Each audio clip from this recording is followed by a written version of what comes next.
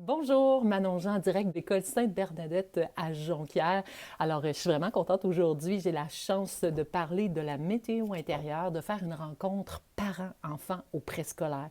C'est tellement important de pouvoir aider les parents à avoir des ressources. Comment accueillir notre météo intérieure comme parents et de voir l'essentiel aussi sur quand mon enfant me nomme qui est dans l'orage, quand il est dans la pluie, j'ai pas besoin de trouver de moyens pour le ramener dans le soleil. Est-ce que lui offrir de la bienveillance, de l'empathie, un regard, une main douce sur l'épaule, un câlin, hein, c'est ça que l'enfant a besoin. Il a besoin de se sentir compris, il a besoin de se sentir en sécurité, puis qu'il y ait de la place surtout pour vivre et exprimer ses émotions.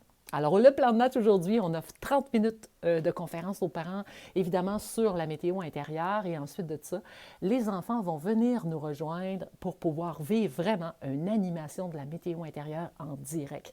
Donc, c'est-à-dire que les enfants, avec les parents, vont découvrir qu'est-ce que chacune des météos, comment faire les mimes pour pouvoir se dire, waouh, les émotions, ça se vit dans le corps et non dans la tête. Ah! Donc, on va faire les mimes.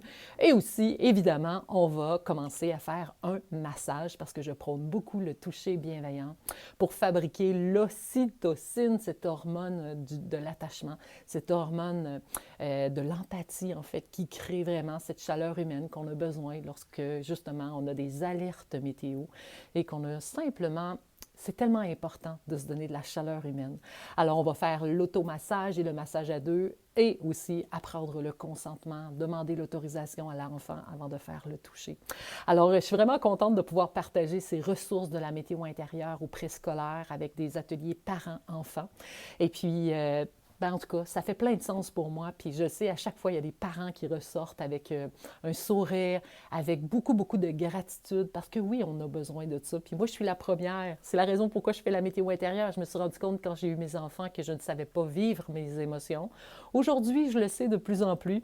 Mais une chose que je sais, c'est que je ne pourrai jamais arrêter de vivre ces émotions-là, que ma seule possibilité, c'est de les accueillir et d'ouvrir la porte bien grand quand ils se pointent à l'intérieur de moi.